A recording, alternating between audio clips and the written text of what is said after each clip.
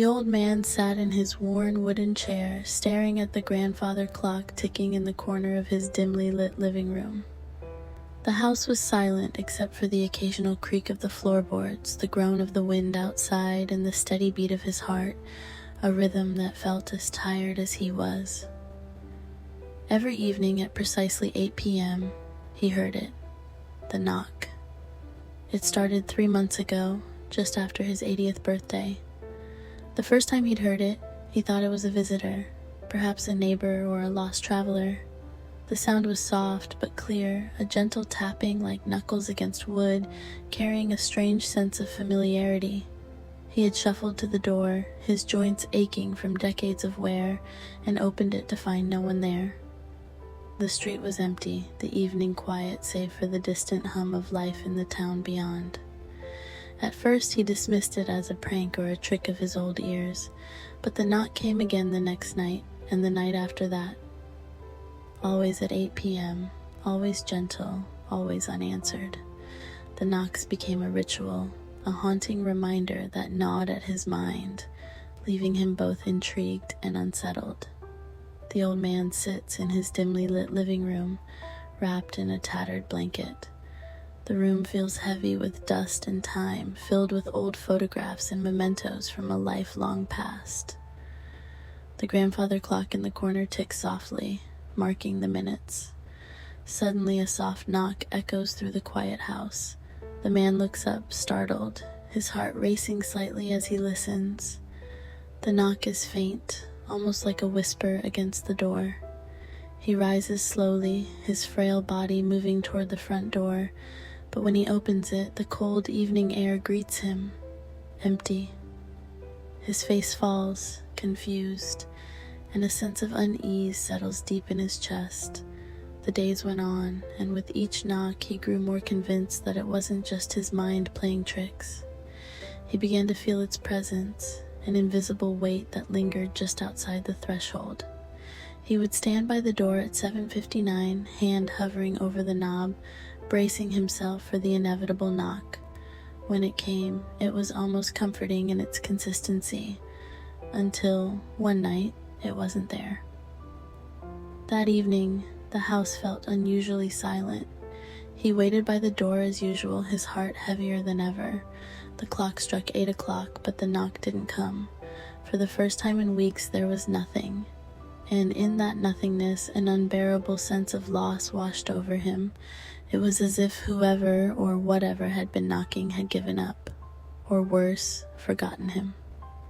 The old man stands at the door, his hand hovering over the knob as he watches the clock strike 8 o'clock.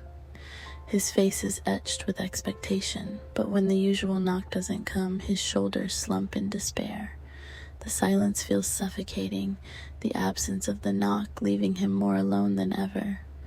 The hallway stretches behind him, dark and empty, and his grip on the door tightens. His eyes well with unshed tears, as if he's lost something precious, something he never fully understood but desperately needed. The room around him feels even colder, a reflection of his deepening isolation. He began to think about her more often. Margaret. It had been over 40 years since she'd left, vanishing one autumn evening without so much as a note. She had been his first and only love, the woman who brought light into his life. They were supposed to build a future together, but one evening she was just gone. He had searched for her, driven himself mad, wondering why she left. But after years of questions and no answers, he learned to live with the ache of abandonment. Now, it seemed the unanswered knock was a reminder of that time. He convinced himself it was Margaret, trying to tell him something from beyond the grave. Maybe she regretted leaving. Maybe she wanted to say goodbye properly. Or maybe she just wanted him to know she was still there somewhere. The old man sits by the fireplace, gazing at an old, faded photograph of a young woman with soft eyes and a warm smile. Margaret. Her picture rests on a small wooden table surrounded by dust and forgotten trinkets. His eyes, filled with longing and sadness, trace the lines of her face, remembering the days when her laughter filled the room. The fire crackles softly, casting flickering shadows on the walls, but the warmth doesn't reach him. In the quiet, he whispers her name, hoping that somehow, across the veil of time and space, she can hear him. That night, the knock returned, louder than before. This time, it felt urgent, as if whoever was knocking had grown tired of waiting. He approached the door, his heart pounding in his chest, and opened it without hesitation. Still, there was no one there.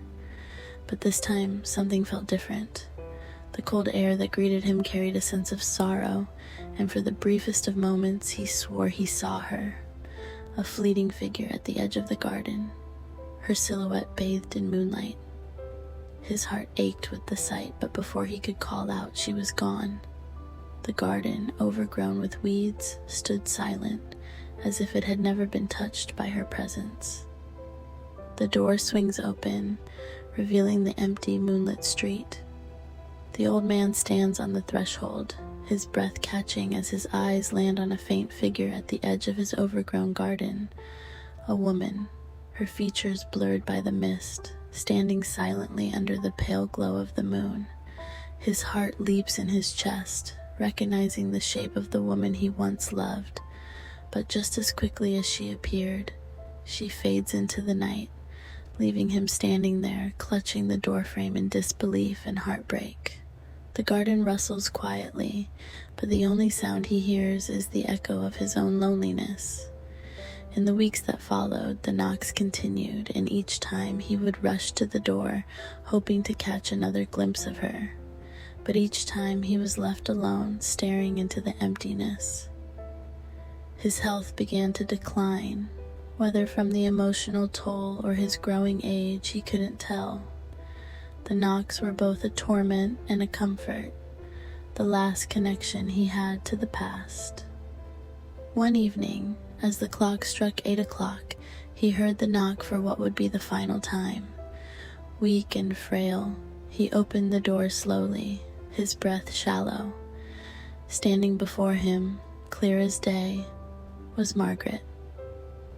She didn't speak, but her eyes said everything. They were filled with sadness, regret, and something that resembled love. He reached out, but his hand passed through her like a whisper in the wind. Margaret gave him a soft smile before turning and disappearing into the darkness. The door creaks open one last time, and standing there is Margaret, her figure illuminated by a gentle, ethereal glow. The old man, frail and exhausted, reaches out, his trembling hand passing through her ghostly form. His eyes brim with tears as he realizes this is their final encounter. Margaret smiles, a sad, knowing smile that speaks of the words left unsaid and the love that lingered beyond death.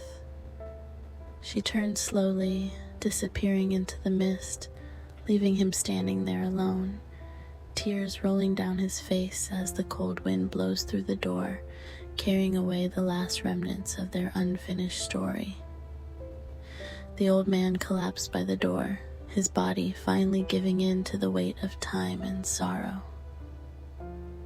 When the neighbors found him the next morning, they said he had a peaceful expression, as though he had finally found the answer he had been searching for all those years. And in the quiet of the house, just as the clock struck 8 o'clock, a soft knock echoed through the empty rooms. But this time no one was there to answer.